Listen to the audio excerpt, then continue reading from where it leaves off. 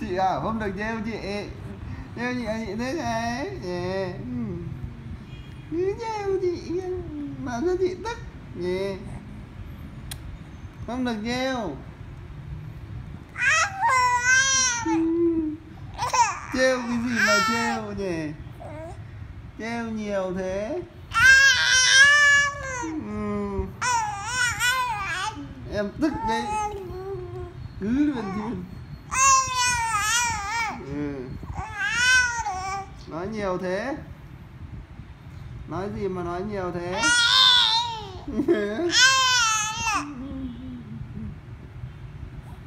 Nói nhiều mà. Nó quá tôi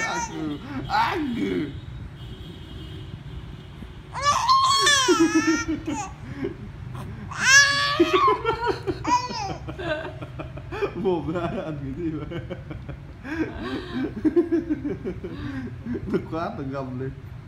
Thế mình cười được cả mình.